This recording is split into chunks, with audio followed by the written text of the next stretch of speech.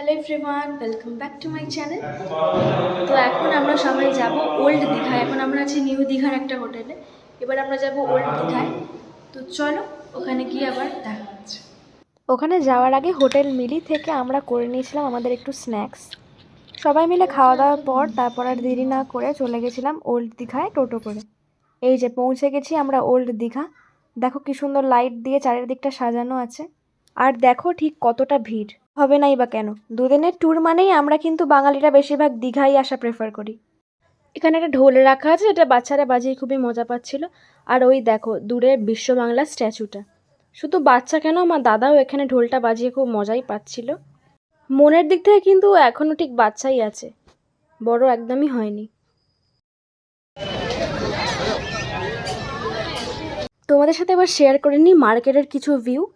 দেখো সব দোকান আমি কভার করতে পারিনি আমার ফোনের স্পেসের জন্য, তবে যেটুকু পেরেছি, যে কটা দোকান আমরা মোটামুটি গেছি ওই কটা আমি কভার করেছি। এখানে সমুদ্র মানে ঝিনুক, তো এখানে ঝিনুকের অনেকগুলো দোকান ছিল। আর আয়নার দোকান, এই যে দেখো ছোট ছোট হাড় দুলের সেট, তারপরে পেন, দীঘা লেখা পেন, এরকম অনেক কিছুই ছিল।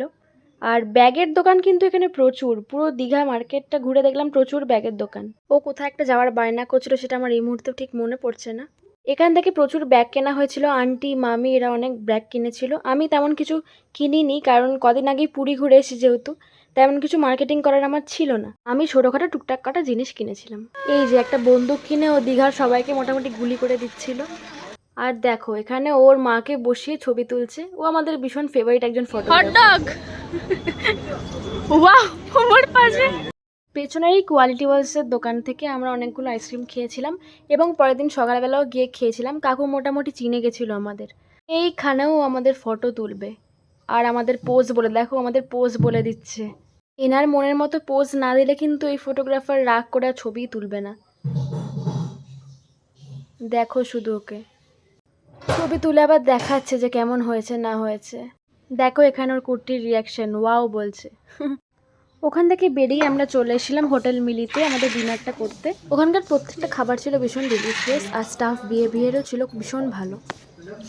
ওখান থেকে বেরিয়ে আমরা আবার চলে গেলাম একটুখানি আইসক্রিম খেতে। আইসক্রিমটা এমন লোভের জিনিস না, পেট ভর্তি থাকলেও মনে হয় খাই। আমাদের হোটেলে ঢোকার আগের গলিতেই আইসক্রিমের দোকানটা ছিল, তাই আমরা আইসক্রিমটাকে ডিনার কমপ্লিট করলাম। সো আমি ব্লগটা এন্ড করতেই ভুলে গেছিলাম, আমার একদম খেয়াল নেই। সেদিনকে হোটেলে পৌঁছে অনেকটা লেট হয়ে গেছিলো, আর তারপর ব্যাগটা প্যাক করলাম। পরের দিনে যেহেতু বাড়ি আসা ছিল, একদমই ব্লগটা এন্ড করা হয়নি। তো এখন এডিটিং করার সময় দেখছি ক্লিপিংসটা নেই, তাই আমি এখন বাড়িতেই ব্লগটা এন্ড করে দিচ্ছি। জানি আমি যে এই ব্লগটায় আরও অনেক ডিটেলস আমার শেয়ার করা উচিত ছিল। ওল্ড দীঘা মার্কেটটা আমি তেমন কিছুই কভার করতে পারিনি, জাস্ট একটা ভিউ তোমাদের দিয়েছি।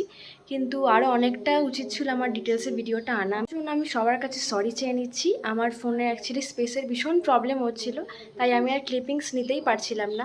আর আগের দিনের সমস্ত ভিডিওগুলো ছিল, তার আগে আমি একটা গেট রেডি করেছিলাম, ওগুলো ছিল, ওগুলো এডিট করা হয়নি।